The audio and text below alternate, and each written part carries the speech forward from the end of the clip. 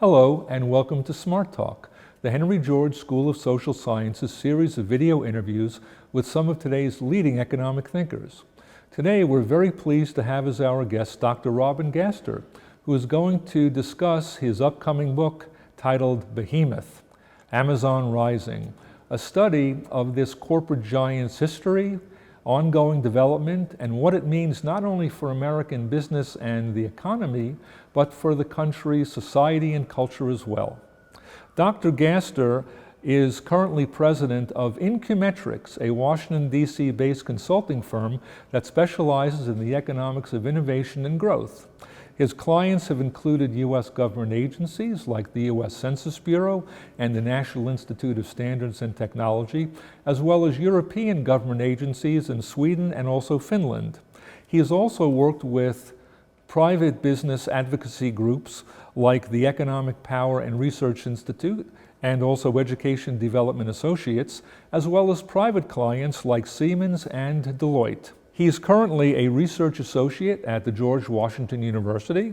He is a non-residential fellow at the Information Technology and Innovation Foundation and holds a bachelor's degree from Oxford University in England, a master's from the University of Kent, also in England, a PhD from the University of California, Berkeley, and we're delighted to have him as today's guest on Smart Talk.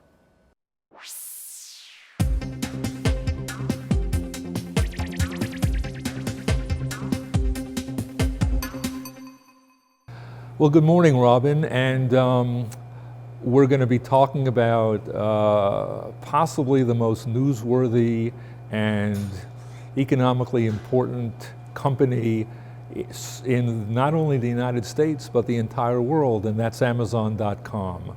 And it's been generating so many headlines on so many different topics and subjects that it's almost hard to know where to start. But maybe let's start at the beginning, which is not a bad place to start, generally speaking. And I was wondering if you could briefly start to tell us about the phenomenal Amazon growth story that we've seen in the last few, I suppose it's now decades, just to give us a little perspective and show us how far we've come from those opening days when Jeff Bezos was selling books out of his garage. We've come a very, very long way. Right now, Amazon has 5 multi-billion-dollar businesses. Mm-hmm. It has its retail, it has its platform, it has AWS, it has an advertising business. Could you just remind us what AWS is? Sure. Amazon Web Services, okay. Which provides about a third of the basic infrastructure for the internet for companies like Netflix, for example. Mm-hmm. So Amazon has grown in many different directions. The most remarkable thing, perhaps, is that a year ago, Amazon was a $170 billion company. Mm-hmm. That's pretty good, starting from a garage. Right. But they continued to grow by 30-odd%. They're now a $230 billion And that's company. measured in terms of its market capitalization? No, that's revenues. Revenues, okay. That's revenues. Market cap is somewhere around $1 trillion. $1 trillion? Yes. $1 trillion here, $1 trillion there. Amazon started with 3 employees 25 years ago. Right. Last count, it has well north of 500,000 employees and is seeking more every day. Do we have any way to use conventional economic statistics to get an idea of how much of a contribution it makes to the whole U.S. economy, to the whole U.S. workforce? It's very hard for several reasons because Amazon does not stick to one industry sector. So if you wanted to talk about Walmart, you're talking about retail, and you can look at Walmart's share of retail. Amazon doesn't break out, for example, its books division. We're going to come to talk about that later, but all the information we have about its role in books comes from outside, not inside. So it's quite hard to measure its impact. It's also quite hard to measure its indirect impact. So Amazon is extremely successful. Everybody knows it's extremely successful. And I believe that its model for how to deal with employees will be increasingly powerful. and I think that's a part of Amazon that is most problematic. How would you describe that model? I don't know, it looks to me a lot like the 19th century. Giggy? In order to understand it, they're basically a pyramid at Amazon. So at the top you have Bezos and the senior management who've been there for a long time, make a lot of money. Below that is what I would call the salariat. These are the salaried workers. And they range. I mean, some of them are quite senior, some of them are junior developers or marketers or whatever, but they're all on salary. Okay. Below that are the warehouse workers, who are hourly paid workers, but they're full-time workers. Right. Below that are the seasonal workers who come in, who are full-time, they're paid hourly, but they're only there during the Christmas season. This is standard in retail to do this. Right. And then below that are the giggers. And the giggers are growing rapidly. And that's, of course, short for gig economy. Gig economy. The idea that more and more workers are not employed for what had been the standard 40-hour week, with either a standard wage or a standard salary, achieving or enjoying some kind of a benefits package. That's increasingly obsolete in a lot of industries anyway. Amazon has its own Uber. It's called Flex. You go drive for Amazon, you're given a block of time and a bunch of packages to deliver, you deliver. You typically using Amazon's equipment, sometimes using your own equipment. The scale of Amazon comes in here. Amazon recently placed an order for more vans, for electric vans, 100,000 new vans at a time. Yeah, at a time. At a time, yeah. It's a big. So you have these Uber-type drivers. Right. And then now Amazon has figured that even that is too much commitment for Amazon. So they now have a new layer of distribution partners. These are companies that Amazon has helped form who become an intermediary to run the gig drivers. So Amazon is doubly hands-off. Wow. Right? And it allows Amazon to have these companies compete with each other. Right. They have their own little Darwinian world in there. Right, right. So you can see that from top to bottom, it's a complex story. I would also say it's complex. That's sort of the class structure of Amazon, if you like. Right, sure. There's the culture of Amazon, too. Amazon is tremendously driven. The people who work there are heavily driven. I mean, internally motivated and also externally motivated. Amazon pushes people very, very hard, all the way down the pyramid. So this works great for some people. Sure. Amazon is a brilliant place to work if it's a brilliant place to work for you. Right. But there's tremendous worker turnover up and down amongst the salaria. Once you're in, there's an enormous turnover within 2 years. Wow. Because people can't hack it. It's, you know, they find the culture just very difficult. Right. I think the culture has really important things to contribute more widely. I think some of the things that they've done internally are brilliant. Right. But the sort of, well, they still use a process called stack and yank, which is you rank everybody inside your team, and the bottom tier. Sounds a little bit like what Jack Welch, the former GE chairman, used to do. Exactly. Where if you were not ranked by whoever ranked you as among the very best in whatever part of GE well, they you used worked to fire at, you the were bottom out. 10%. Yes. That was the plan. Yes. And that's basic. Amazon puts them on an improvement program, but, you know, basically they're firing them. Sure, sure. GE, I would point out, and Microsoft abandoned this. Some years Right, ago. yeah. They found it was just too toxic. Sure. But I haven't found any evidence that Amazon has done Fascinating. it. So on the one hand, if you think about it, you have these warehouse workers, you have these gig workers, you have this salariat, and in a really fundamental sense, they're disposable. These are people who you can replace. Right. And you can be replaced at any time. That's that's a dangerous model to become the central model of the U.S. economy. Sure. In the labor force. It's not a model we want to, I think, encourage. Right. Well, we certainly know that Amazon has become pretty completely dominant in the retail field that it Online first broke retail. into, online retail field. Yes. Could you give us an idea of just how big its role has become? Yeah, Amazon is, again, it depends on what data you look at. It seems clear that Amazon currently accounts for somewhere between 45, 48, 50% of all revenues sold in online retail. Right. Half.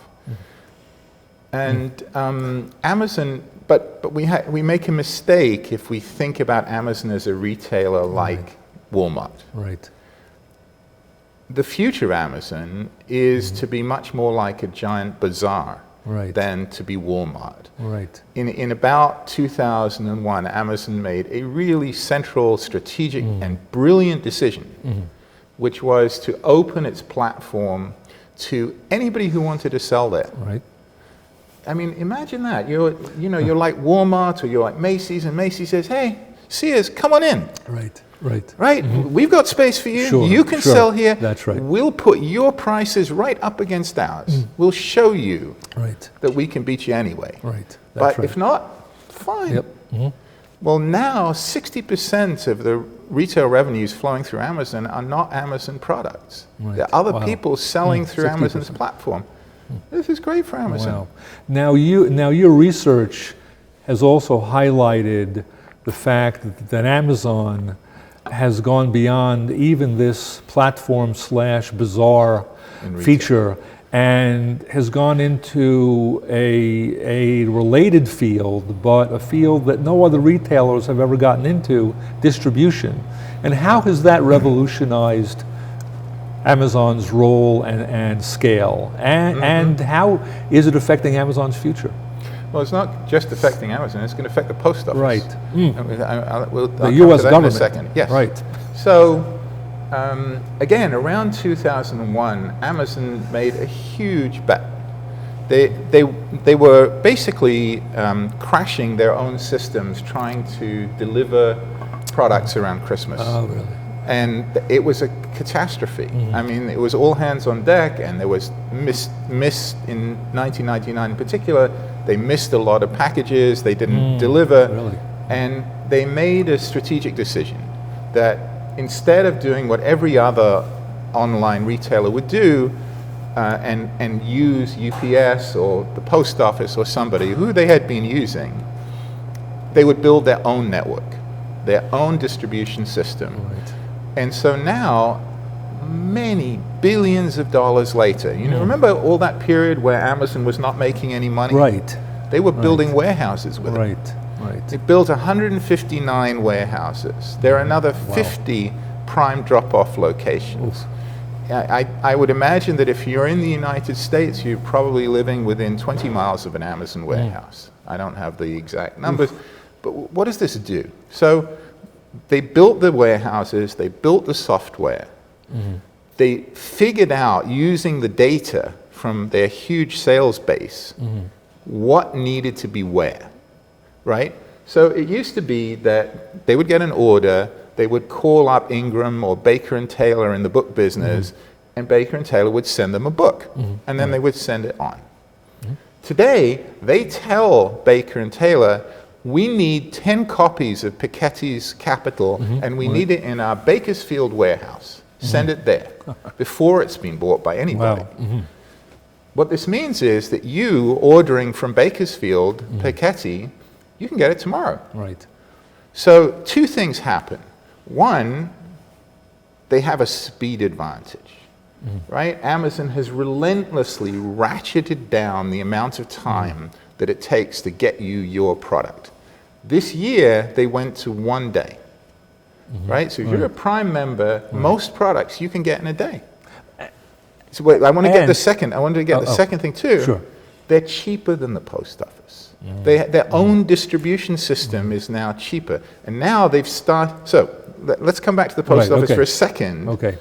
you may remember Mr. Trump banging on the post office for, quote, supporting Amazon. Right.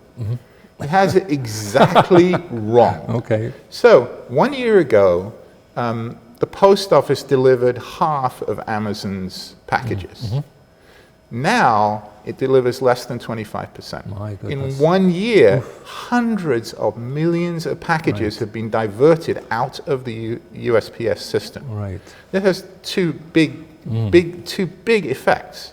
One, I think the post office is in deep trouble. Right. They suddenly lost a huge volume of business, thanks probably to Mr. Trump, in part. And second, this is a shift from a full-time unionized workforce to those gig workers we were talking about before. Sure, that's right. That's right. And we can't forget that some enormous percentage of U.S. consumers are now Amazon Prime members, right? This is great. This is a great story. So there are 125 million households, more or less, in the United States. Right. As of now, there are 105 million Prime members in the United States. That's something like 4/5 or even more than greater. 4/5. It is astonishing. Right. And if you're a Prime member, I see Prime as the glue that holds the customer like a fly trap to the Amazon machine. Right. Once you are embedded in the Prime system, why would you go anywhere else? Sure. You know, Sure. you get free delivery, you get free returns, you get Amazon Video, you get Twitch if you're a gamer.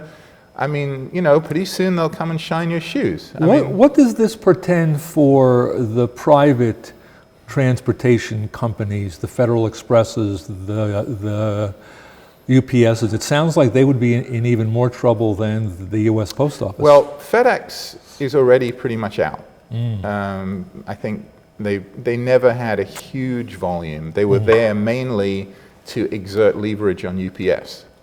To keep the prices down. Okay. You know, there's a fairly well-known story that way back in 2004, 2005, Amazon decided that it needed more money, so it went to UPS and said, we wanted discounts. And at the time, UPS was their prime shipper. And UPS looked at them and said, you're joking, right? I mean, why are we going to do this? Amazon turned them off. They figured it out in advance. They sent everything by FedEx for a week. That was enough. And that was the last time they ever had a strike by one of their suppliers. Fascinating. There are those who believe that Amazon will eventually turn into a full-fledged distribution. Right. They are experimenting in Los Angeles with business-to-business distribution now, competing head-on with FedEx. I don't know. They'll just decide if there's money in it or not. Sure. And yet, the company hasn't been content to simply disrupt retail, to simply disrupt the distribution. It's gone on to seek new frontiers of disruption. And one of those that certainly intrigues me a great deal, not only for economics and business reasons, but for what you might call social and cultural reasons, content in various forms. And you've been saying that it began with something that seemed maybe fairly innocuous called Kindle and online readers or portable readers, electronic readers, but it's gone way beyond that, it seems. So I think there are three stages to this in the book business. There's the original stage where Amazon is a retailer. Basically, that's really what they're doing. They're just retailing books. They're buying them wholesale, selling them retail. Yes, they're doing it for low prices, but other people are doing it for low prices too. Barnes and Noble, they just weren't doing it online very well. So the first sort of key step is the Kindle, which comes out in 2007. The Kindle is fascinating. I mean, if you think about it, there had been efforts to create an e-reader Electronic before. books. Electronic books. Right. It wasn't a new idea. Previous efforts had failed. So there were three problems facing Amazon. One, there's no technology for this. Two, there's no content for this, right? There's no point in having an e-reader without content. And three, then there's no demand. Right. Who wants an e-reader? Nobody. So Amazon had to overcome all of those. Fortunately, the technology had matured, and with considerable investment, they managed to create an e-reader. One, incidentally, that did something which was not thought to be possible, which was to download books wirelessly for free at a time when wireless connections were expensive. Sure. So they managed that. They bet on demand. They believed that there would be demand if they could provide the supply. But that still left them with a problem. Where do you get the content? Right. And yet the company hasn't been content to simply revolutionize and disrupt the millennia-old reading process. Not at all. It's going far beyond that. Yes. And we're going to explore just how far beyond in our next segment. Okay, sounds good.